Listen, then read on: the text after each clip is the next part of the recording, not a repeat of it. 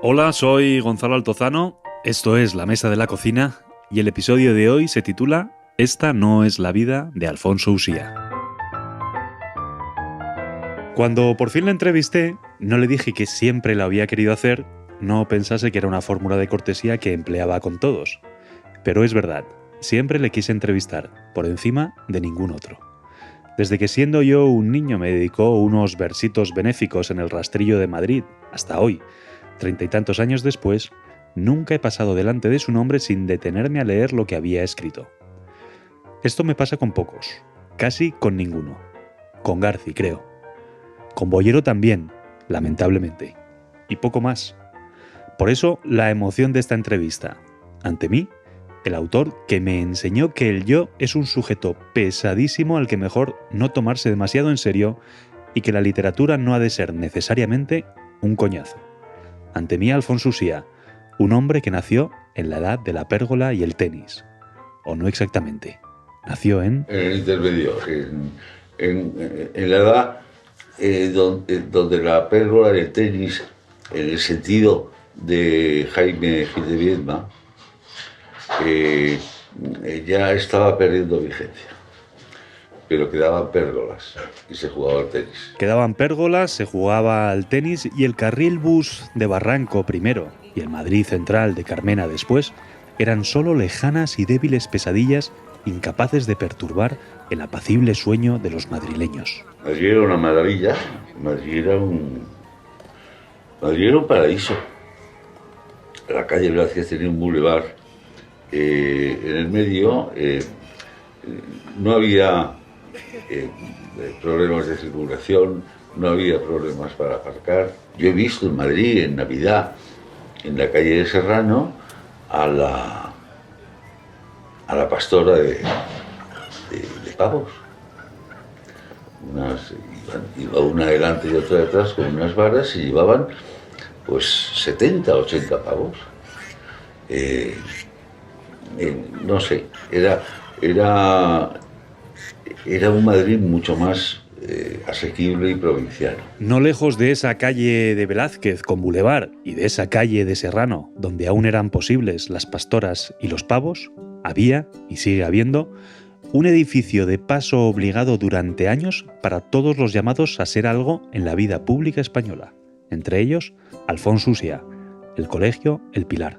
El Pilar de Castelló era un colegio muy deprimente, con unos profesores estupendos, muy liberales.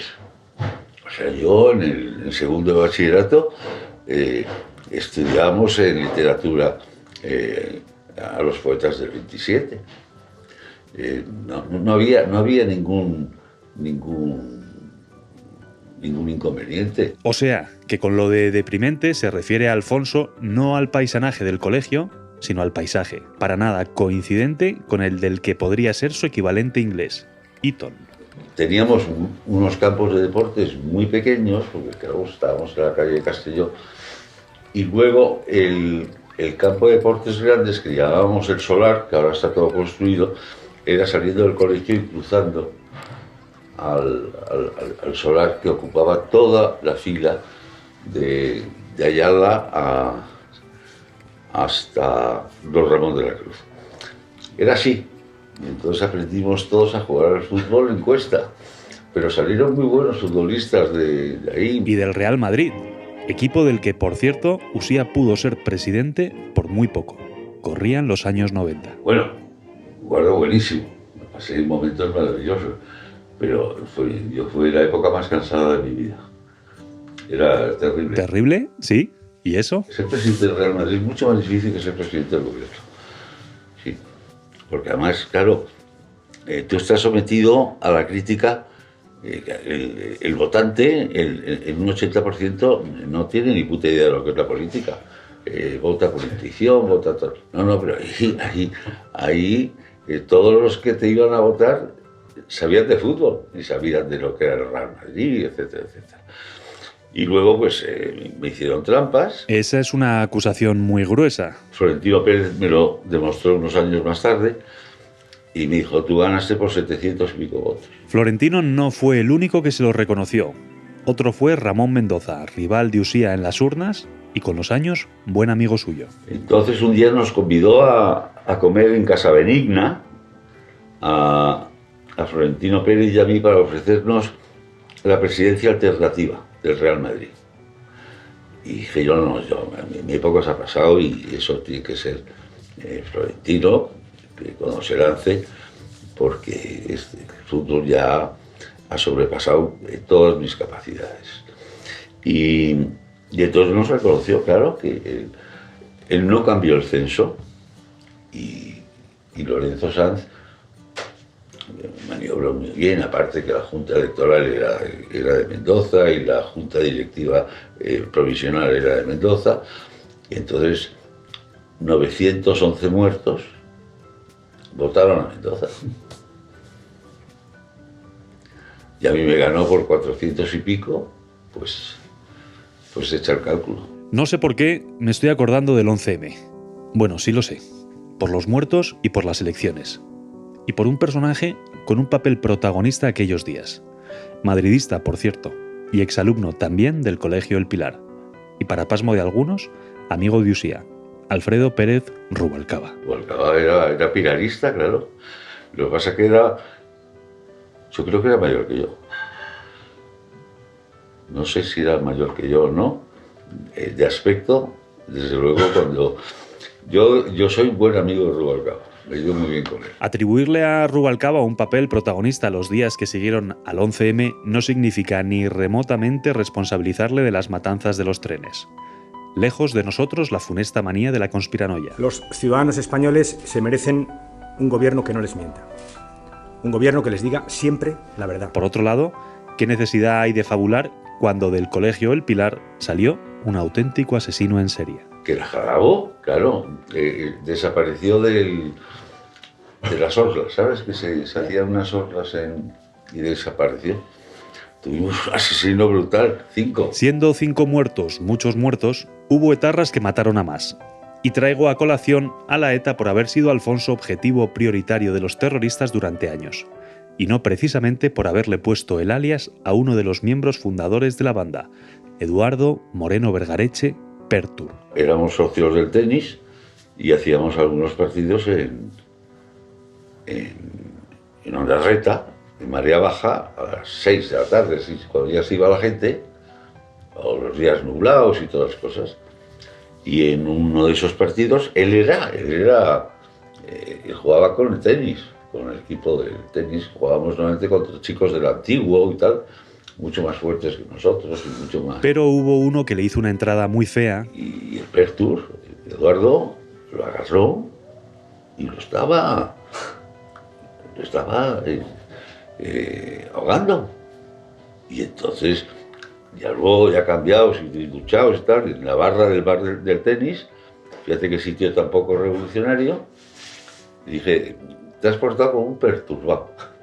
Y ahí empezó a llamarle, no fue la ETA la que empezó a llamarle Pertur, fueron los socios del tenis. Insisto, los etarras no quisieron matar a Usía por ocurrírsele a él el apodo de Pertur. Le quisieron liquidar por ser el periodista / escritor / conferenciante / poeta satírico que durante años más y mejor atacó a la banda. Buen pretexto este para preguntarle las circunstancias de tiempo, lugar y modo en las que nació su vocación por la cosa esa de las letras. Muy pronto. Mira, mi primera poesía... Bueno, yo escribía poesías ya en el Colegio El Pilar con 7, 8 años, tal. Pero mi primera poesía fue cuando yo me desperté de una operación de apendicitis que me hicieron a los 9 años, el doctor Duarte, y le escribí un poema para agradecerle lo bien que había salido.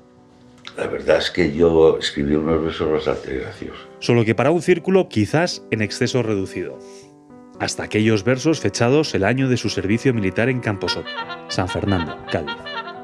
Pero antes de hablar de versos, siempre versos, preguntemos a Alfonso si aquel niño de Serrano, pollo de barra, émulo de Bertie Wooster, socio de pleno derecho del Club de los Zánganos, siguió siendo el mismo 15 meses después de entrar en el cuartel, al licenciarse. No, yo creo que se licencia uno mucho mejor.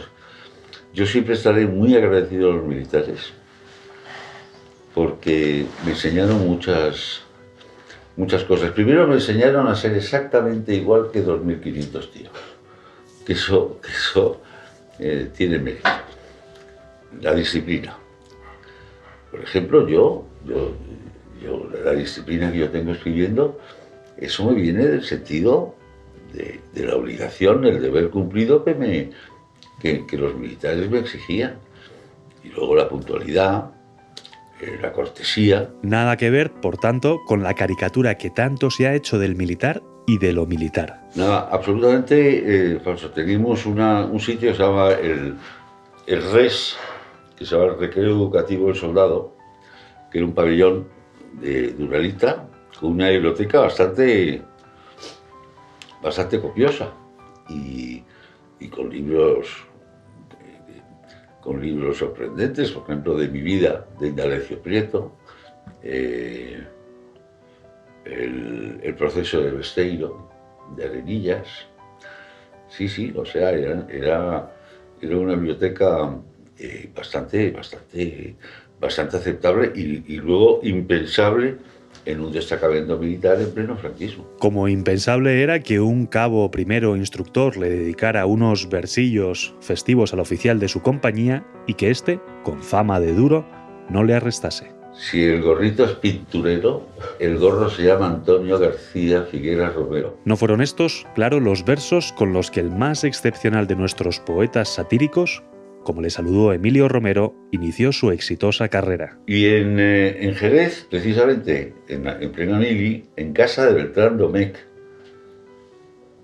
una casa maravillosa, Santiago, escribí yo unos versos de Jerez, que los escribí allí, pero claro, allí, dichos, pues se decían en un...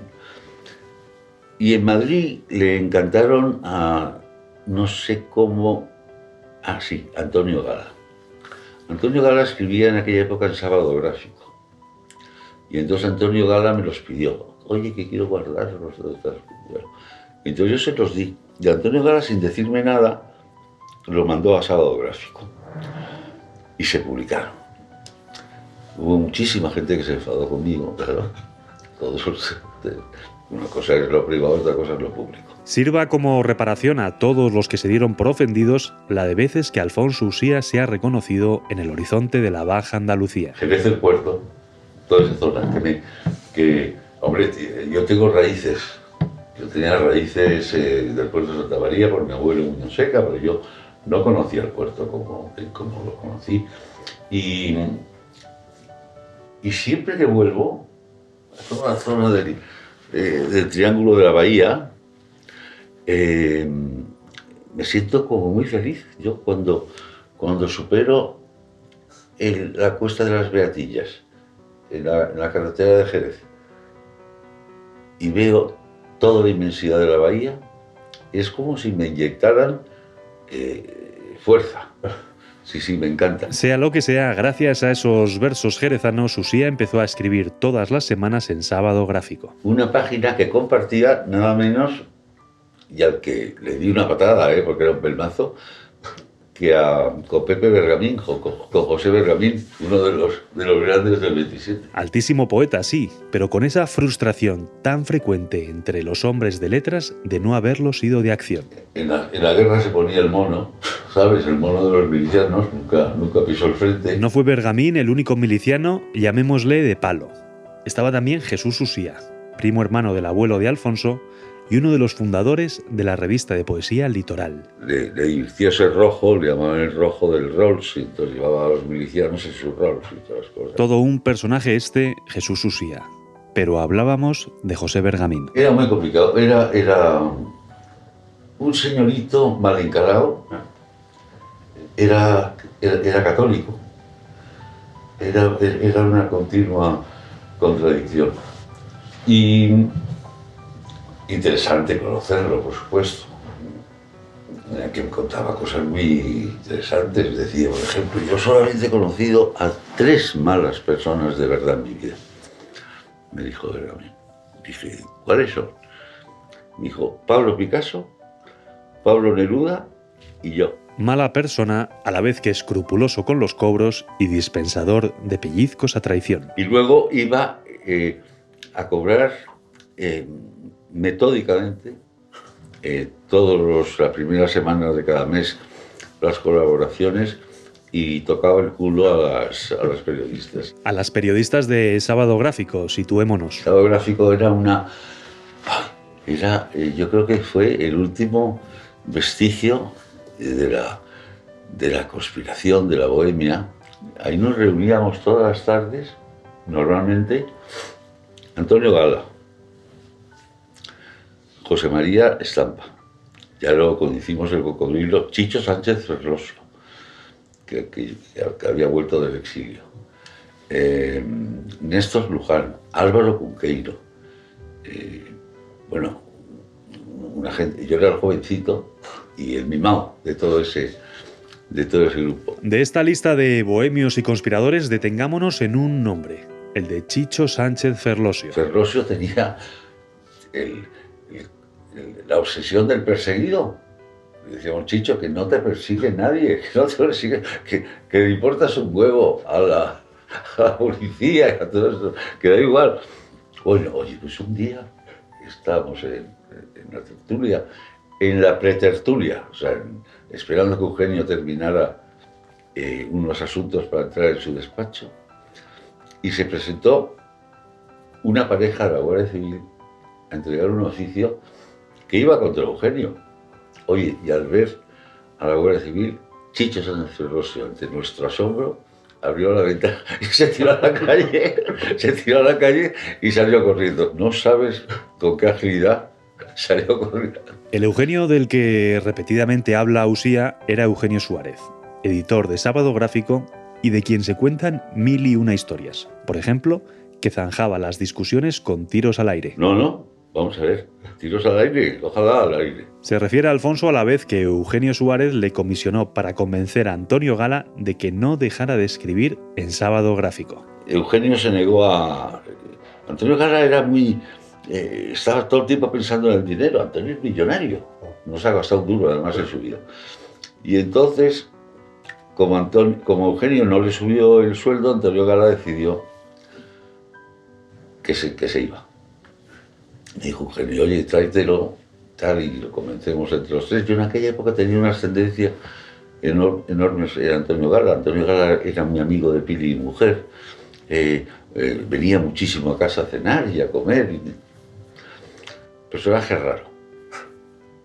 Mucho mejor conversador que escritor. La siguiente escena tiene lugar en el despacho de Eugenio Suárez, con Antonio Gala de invitado y Alfonso Usía de testigo. Estaba Eugenio aquí en su mesa, yo estaba ahí, Antonio Gala estaba ahí, y detrás, ahí al fondo, había una boiserie de madera en Sábado Gráfico, donde había varias figuras.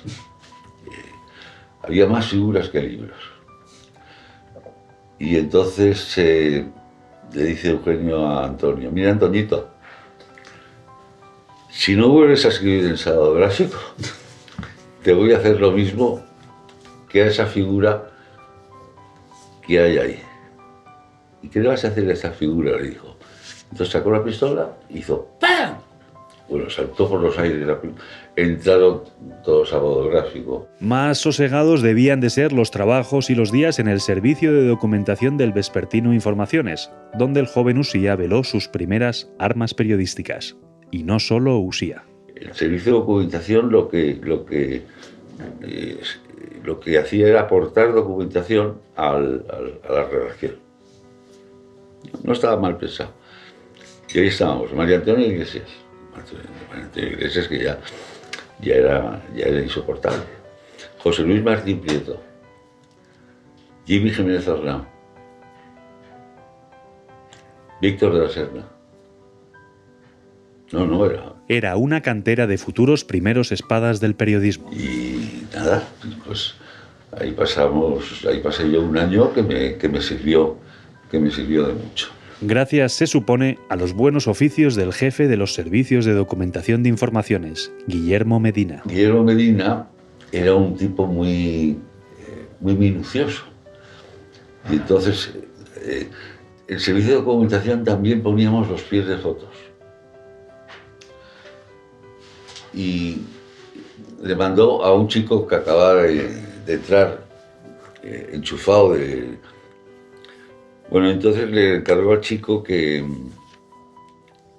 fuera a cubrir el ofrecimiento de flores de doña Carmen Polo a la Virgen de Atocha. Y entonces este chico fue y era una notita así, ¿no? Una foto de doña Carmen de la Virgen de Atocha y el curso de pie de foto. Doña Carmen Polo de Franco depositando las flores a los pies de la Virgen de Atocha. Y le dijo Medina, mira chico, te voy a decir, estas confianzas no. En este periódico hay que utilizar los tratamientos. Excelentísima señora. Ah, bueno. Y entonces ya entregó la segunda opción que ponía doña Carmen Polo de Franco depositando las flores ante la excelentísima señora Virgen de Atocha, que fueron las mejores noticias que yo he leído en mi vida. Pues este tío, ese tío ha triunfado en el periodismo y plenamente. Usía no desvela el nombre del meritorio que llegó a figurón ni por más que se le pregunte. Solo podemos inferir que no se trataba de Jimmy Jiménez Arnau, pues este no triunfó en el periodismo, como mucho en el colorín de la tele. Dicho sea esto sin acritud, la misma falta de acritud con la que Alfonso se refiere a él. Yo siempre me he llevado muy bien con él, y conmigo se ha portado siempre bien. Era, yo entiendo que podía ser insoportable, impertinente,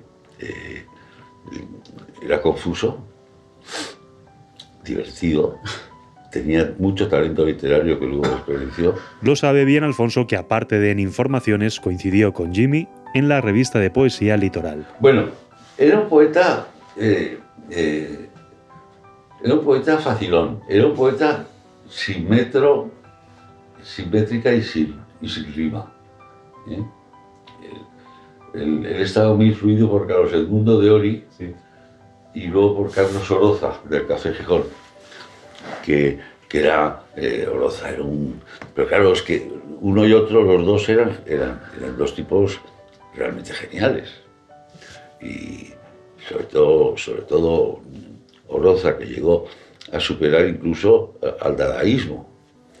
Escribió un poema que se llama Évame Malú, que es una de las mayores genialidades del mundo, porque parece que estás entendiendo todo y no ha dicho nada. Pero Jimmy no era un buen poeta, como tampoco fue un buen cineasta. Y si no, échenle un vistazo, si encuentran una copia de la cinta, a Cocaína, posiblemente la peor película de la historia del cine español, escrita y dirigida por Jimmy Jiménez Arnau, protagonizada por José Mayuste, el de Martes y 13, y en la que nuestro Alfonso Usía tiene un papelito de reparto. Estoy en Cocaína y les doy todas. O me siento un chico de Newell. Te veo muy acelerado. Es que me siento un Oscar. O tal vez dos si son pequeños. Tú, que la pelota está aquí, no está en juego. Es que se rodó, vamos a ver. Me pidieron que se rodara. Hay una partida de squash. Yo en aquella época era el secretario general del Club Financiero Génova, que tenía la única pista de squash de Madrid. Tanto es así que venían a jugar prácticamente todas las tardes a las 7. Jugaban un partido el Rey y Santana.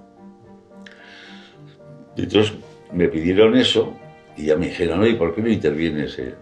Bueno, una película malísima. Mucho más cinematográfica es la escena que sigue, propia de un thriller político ambientado en Lisboa y con dos jovencísimos protagonistas, Jimmy y Usía. Es que yo era novio de una hermana de Jimmy. Hija, por tanto, de José Antonio Jiménez Arnau, uno de los hombres de confianza de Franco y de Carrero en el cuerpo diplomático. Y él pasó de ser embajador de España en Río a ser embajador de España en Lisboa, ya pensando que sería él el transmisor de la carta a don Juan de Franco. Se refiere Usía a la carta en la que el general Franco le anuncia al conde de Barcelona que su sucesor a título de rey no será él, sino su hijo Juan Carlos. Corría el mes de julio de 1969. En virtud de esta mi renuncia, sucede la plenitud de los derechos dinásticos como rey de España, mi padre el rey Alfonso XIII, mi hijo y heredero, el rey don Juan Carlos I. Majestad, por España, todo por España. ¡Viva España! ¡Viva el rey! Yo estaba en Lisboa, pasado 3 días, cuando entregó Jiménez Arnau la carta a don Juan. Y entonces yo le dije, yo estaba muy cabreado, y le dije, qué pena, embajador, tantos años en la carrera diplomática para acabar siendo cartero. Y me echó del Palacio de Payala, de la Embajada de España. Mi novia hizo cuerpo con su padre y Jimmy hizo cuerpo conmigo. Y fuimos expulsados los dos. Al fin y al cabo, Alfonso Usía ha sido desde niño uno de los más seguros servidores del conde de Barcelona, si bien todavía habrá de prestarle un último tributo a su memoria, hacerle un libro que no será como los demás. Como no me voy a referir al lado conocido, don Juan, que son todas sus biografías, todas las cosas, que es la cuestión política, su lucha contra Franco, etcétera, etcétera. No. Yo llego a la conclusión de que a la gente le gusta compaginar la imagen con la lectura. Y es que Usía es el depositario de una vastísima documentación gráfica del conde de Barcelona, cerca de 2000 fotografías, todas ellas inéditas. Entonces va a ser un libro con una fotografía y un pie de foto como de 10, 12 o 14 líneas explicando la fotografía y el entorno y cómo se hizo y para qué. No ha sido don Juan de Borbón, ni muchísimo menos, el único imprescindible de Usía, mayor que él en edad, saber y gobierno. Lo que pasa es que yo he tenido la suerte de tener siempre amigos míos mucho mayores que yo. Yo tenía mis amigos naturales, los del colegio, los de mis... Y luego yo tenía lo que Javier Barcaiz y Barca me llamaba, pues les tenía muchos celos, tus amigos mayores. Claro, mis amigos mayores eran pues Antonio Mingote, era Cela, era Antonio Gala, era el padre Ceñal, era Santiago Amón, eran unos personajes únicos que me contaban todo, y entonces yo eso lo iba absorbiendo. Otro de esos amigos de los que Alfonso tanto aprendió fue Juan Antonio Vallejo Nájera, médico psiquiatra, pero también encuadernador, pintor naif, escritor, conferenciante. Juan Antonio era un tipo genial. Y además todo en la vida le había salido bien. Recuerda hoy Alfonso que uno de los artículos más difíciles de su vida tuvo como destinatario a Vallejo Nájera. Y cuando le confirmaron que tenía ese cáncer de páncreas, me escribió para decirme, mira, sé que vas a escribir cuando me muera, que yo no lo voy a leer, un artículo en mi honor. Pero yo quiero que me escribas uno también, para que yo lo pueda leer, en el que un artículo dificilísimo, porque daba a entender muchas cosas, pero no daba a entender ninguna. Y estaba feliz. Con Vallejo Nájera y con tantos otros coincidió Alfonso en la legendaria Antena 3 Radio. ¿Fueron los de la calle Oquendo 23 los mejores años? Sí, sin duda. Pero tengo también mucha nostalgia de la época del debate de la nación con Luis del Olmo, que lo hicimos primero en la COPE y luego en Onda Cero. Pero es que Antena 3 era diferente. Era la radio bien hecha. Antena 3 era una radio que nos pasábamos prácticamente el día allí y nos sustituíamos unos a otros y nos ayudábamos, y si fallaba alguien nos metíamos. En Antena 3 estaba... Hoy estaba Primo Manós, Martín Ferrán, que era un creador. Y sobre todo era más que la brillantez propia, era el creador era un inventor.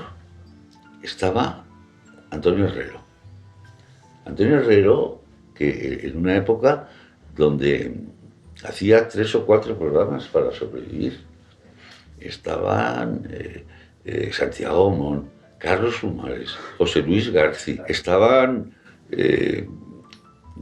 iniciándose los de Goma Espuma, que eran geniales. Eran geniales, hacían las encuestas ahí en el... También estaba Miguel Ángel García Juez y Consuelo Berlanga, y Amando de Miguel, y Manuel Marlasca, y Federico Jiménez Los Santos, y Mayra Gómez Kemp, y Yale, y Amilibia, y Nieves Herrero, y Gonzalo García Pelayo, y Javier Ares, y José Ramón Pardo, y Luis Ángel de la Viuda, y José María Carrascal, y Ana Rosa Quintana, y Jesús Hermida. Lo que pasa es que Hermida no era divertido. No, Hermida no era divertido. A Hermida hacíamos unas bromas porque Hermida era un hombre muy susceptible. Se sentía herido con mucha facilidad. Podéis esperar 5 miserables minutos. Y un día le pusimos en la mesa suya, y ahí venía, grababa y todas las cosas, y le pusimos Jesús te ha llamado. Él estaba muy pendiente, se llevaba comisiones de publicidad y todo eso, ¿no? Jesús te ha llamado urgentemente que le llames al señor León. Y le pusimos el teléfono del zoo. Y estaba toda la redacción observando la reacción de... Bueno, pues tiró el teléfono a la pared. Nadie nos atrevimos a decir. No fue la única que Usía le hizo a Hermida. Yo mantuve con él una conversación de 20 minutos, haciéndome pasar por un nuevo fichaje de baloncesto del Real Madrid. Quizás esa misma broma tendría que habérsela gastado al hombre de los deportes de la emisora, José María García. Todos los días, todas las noches en Super García, por decir la verdad, José María García ni duerme ni deja dormir. Y tengo la sana intención de seguir pasando sueño con ustedes, naturalmente. En Antena 3 de Radio, somos como somos. Para quien Usía tiene palabras, cualquier cosa menos amables. García ha sido un personaje siempre muy oscuro. El inventor del periodismo sucio deportivo, que es el que hoy impera. Él era un analfabeto. ¿Un analfabeto? O sea, todo lo contrario que Santiago Amón, maestro de Usía desde sus tiempos de colegial. Y García decía mucho Valladolid, Madrid y verdad. Y un día le dijo Santiago, si no hace falta que digas Valladolid, Madrid y verdad, es una de líquida al final, pero es que quedas mejor, García, que es muy paleto lo de Valladolid y tal.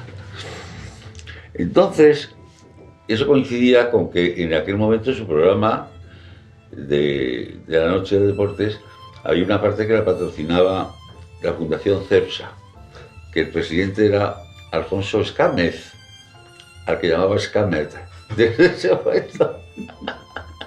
Y decíamos que no, que Escámez es Escámez, pero Valladolid es Madrid, Valladolid. Era un iletrado. Por si la lección resultara insuficiente, todos los días en las desconexiones de publicidad, Amón entraba en el estudio y le decía a García: Oye, Butano, una cosa. Con la influencia que tú tienes, qué voz que tenía Amón, con la influencia que tú tienes, tu deber es llamar a San Mamés y decirle al árbitro que no se juegue el segundo tiempo. Y decía Butano, ¿pero por qué? ¿Por qué me dices eso, Santiago? Y luego, mira, has dicho 17 veces que el resultado permanece inalterable. Lo inalterable no se puede alterar.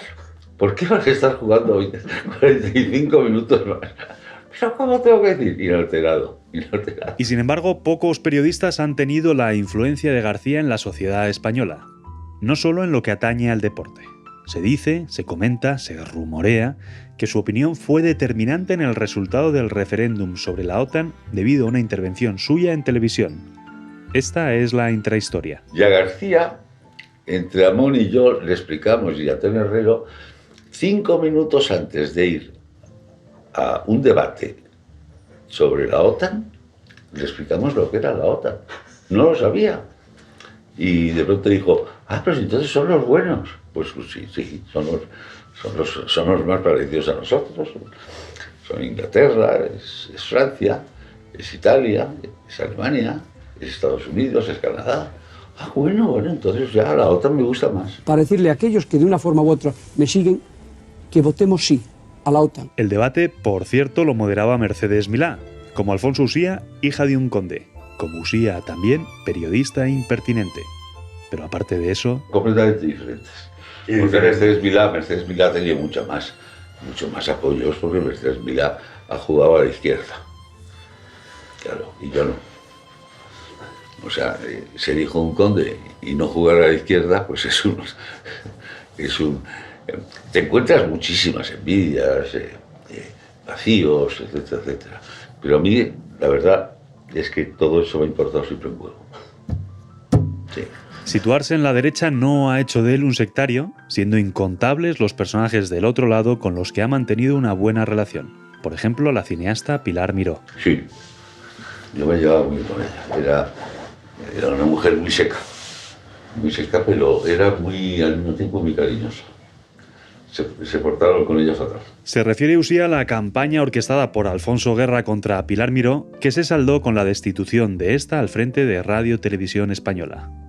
¿Pudo influir que Miró encargase por una semana la dirección del programa A la Tarde a uno de los periodistas entonces más críticos con el gobierno?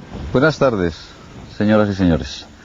Se inicia un grave proceso de humillación hacia mi persona porque he aceptado, sin tener la más mínima capacidad, presentar este programa de la tarde durante esta semana. Era un programa que se hacía cada semana, lo hacía uno, y lo pasé muy bien, fue una experiencia. Sí, me divirtió bastante. Tuvo bastante audiencia, subió bastante el pico, era la 2, yo creo. La tarde se llamaba. Sí.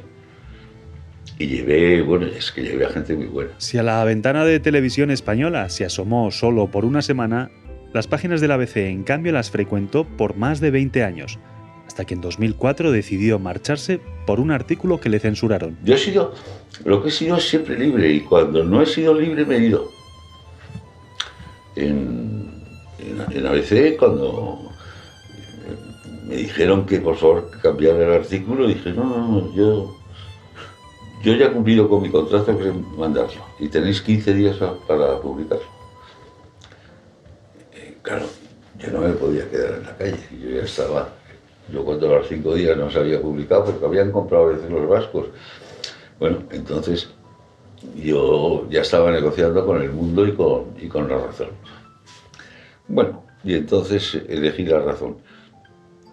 Si ahora me fuera de La Razón, pues me iría al Mundo. Vaya donde vaya, sus lectores, que somos legión, seguiremos leyéndole, como llevamos haciendo años, por más que no le perdonemos no haber dado cumplido trámite a su gran asignatura pendiente, escribir y estrenar una comedia. Tengo una medio escrita y la voy a acabar. Me encantaría, lo que pasa es que me pidió hace 3 años que la terminara Arturo Fernández, para que eso hubiera sido un éxito. Pero sí, bueno, la terminaré. Una vez le leí a Usía que los ídolos de cada cual, nuestros héroes particulares, se convierten en seres antipatiquísimos cuando por fin se les conoce. Confieso que mi temor con él era ese. Por eso creo que durante tantísimo tiempo retrasé las gestiones pertinentes para esta entrevista, hasta que su encantadora hija Isabel me aceleró los trámites. No sabe cuánto se lo agradezco, porque qué tipo Alfonso Usía Muñoz Seca.